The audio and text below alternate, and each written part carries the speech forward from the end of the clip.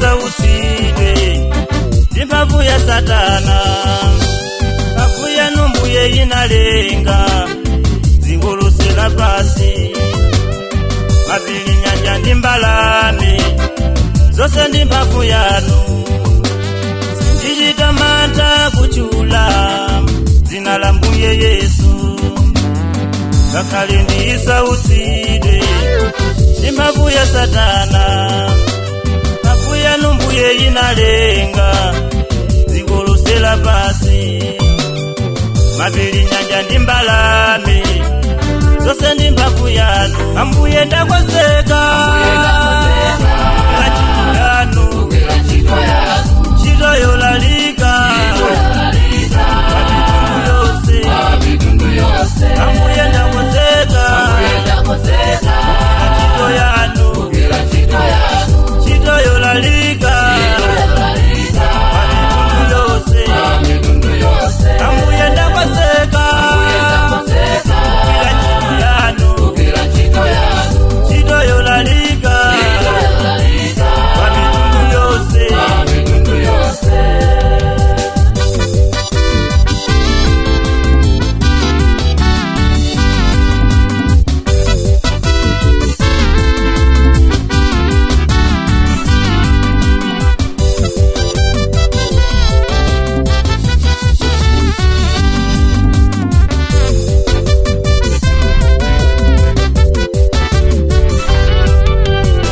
Ambuye ndinu wachifundo, simuwerenga machimo athu, ngakhale achuluke bwanji mumakhululuka.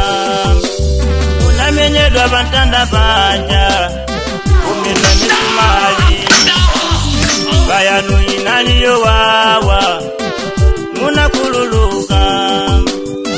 Ambuye ndinu wachifundo, simuwerenga machimo athu, ngakhale achuluke bwanji mumakhululuka. Munamenyedwa pa mtanda panja, kumedwa misumali, mimba yanu inali yowawa, munakhululuka. Ambuye ndakonzeka ntchito yanu, ntchito yolalika mitundu yonse. Ambuye ndakonzeka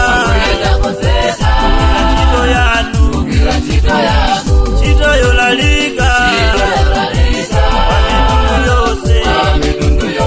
Ambuye ndakonzeka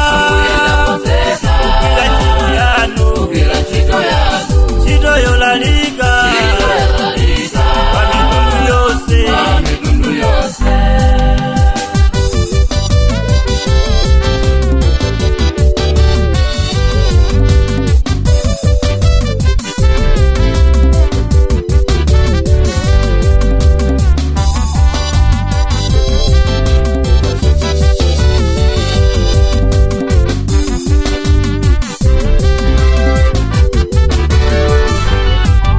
Zizindikiro zomwe munanena za masiku otsiriza, lero zili posepose, palibe yangakane.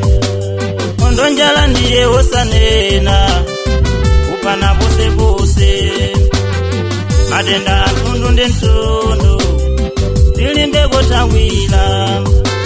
Zizindikiro zomwe munanena za masiku otsiriza, lero zili posepose, palibe yangakane.